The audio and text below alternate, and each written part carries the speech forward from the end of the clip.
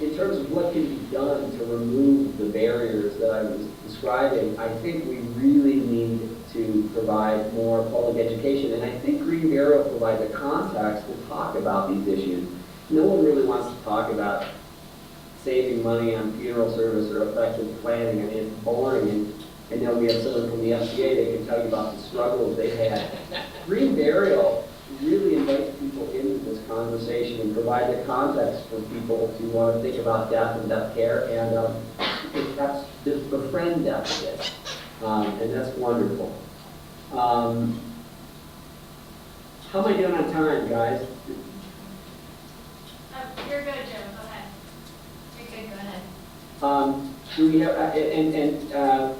do we have much time for questions? Should I open up to questions now, or would you like me to continue for a little bit longer? Please continue for a couple minutes longer, and then we have a few more minutes to continue. Yep. Okay. And then, would you want questions? Yep, and then a couple of questions. And then we'll take a couple of questions. Okay, great. Let me just go through. Well, I was. Excuse me. I'm fighting a flu, and I apologize for the hacking. Let me just take a couple more questions that were thrown out by Jay. The trends in North America regarding post options, and this is very interesting. What we're discovering is that North Americans are willing to do a lot of things that I think most funeral directors and cemeteries didn't think was possible. For example, I was in British Columbia a couple of weeks ago, and this cemetery decided to test this green cemetery in 1/3 of an acre, and they wanted to see if people would go along without having a monument on each grave in order to protect the view shed, so there was communal memorialization. And they also created this area wondering if people would pre-plan or be buried in an area where they were close but not necessarily next to their spouse. They could get more density and bury sequentially, which would mean they wouldn't scar the landscape as much. And they discovered that those issues fell away because there was sort of an environmental rationale and an ethic in place that really made people feel comfortable with that idea. And I guess in a nutshell, if I could just close here, really this, as I said, is an enormous potential for good, but there's so much greenwashing going on in this field. We're working with the Federal Trade Commission right now, and it's been disappointing. Even some consumer groups haven't really gotten this. And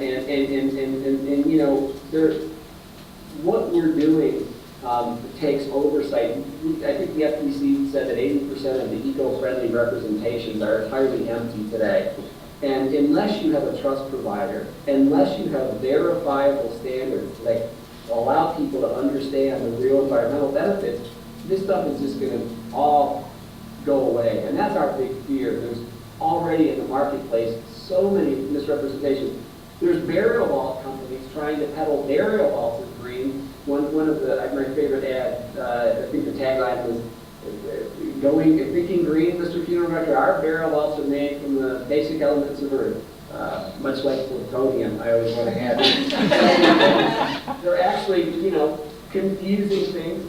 I had a talk actually with Debbie Dodge the other day from Dodge Chemical in Cambridge, and I said, we're debating, we've allowed for essential oils to be used as a stopgap way of letting funeral directors still use embalming fluids. They're entirely non-toxic, but most consumers don't want that procedure because they find it invasive. And I said, we have one company that's come forward, and she said to me, she's concerned too, because there are now these companies that are trying to equate formaldehyde-free with being green. And but she also pointed out that it's not worth it for them to do the testing to verify the levels of toxicity and whether or not they're safe. And they're not going to release their material safety data sheet because to disclose it would potentially jeopardize, trade secrets.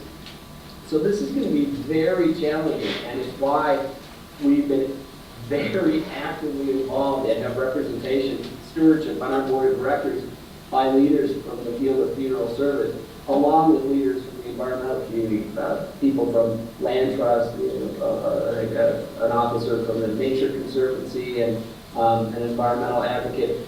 But this is going to be very challenging in the coming years, and I think it's just not in the funeral service field, it's in every field as to whether or not these green offerings can really hold up. But I think, again, when we're talking about this field, people even care more because this is a vessel for a loved one. This is a sacred burial ground where my grandfather's, it means more than being concerned about a product as being non-toxic or biodegradable. Anyway, that's all I really wanted to say now. I hope I answered some of the questions that were out there, and I'm happy to answer any questions you might have. Thank you. We'll get some questions if there are any. Anybody have questions initially? Hi, Joe. This is, can you hear me?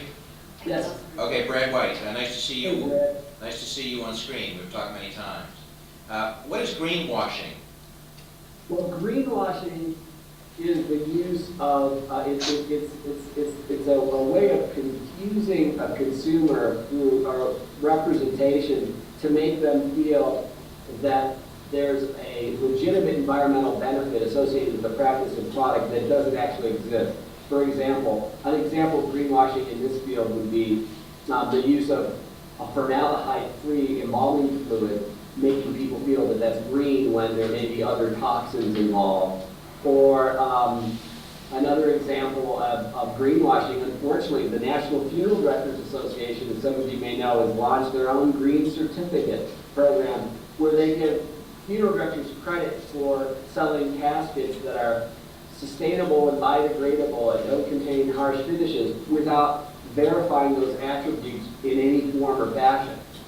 So it's really basically putting statements out and making marketing representations without backing them up. And it takes a lot of different forms. If you want to learn more about greenwashing, the FTC just published something called the Green Guidelines. The draft just came out, and they were getting comments at the end of the year, but it's a really great document that talks about greenwashing. And we're doing a free webinar if any of you are interested in really learning more. I think it's March 1st, and you can get in touch with us at Info at Green Bureau Council, and we're doing it actually with the FTC to talk about some of these issues. All right, thank you. Any other questions? Question. Yeah. Hi, Joe. Judith Lori, formerly of Boston. We've spoken on the phone as well. How you doing? So my question is, how many natural burial grounds, green cemeteries, are there now in the United States? Well, we have almost 30 certified green cemeteries, and we have 3 levels. We have hybrid burial grounds, which is just really a cemetery where we can provide a vaultless option right now.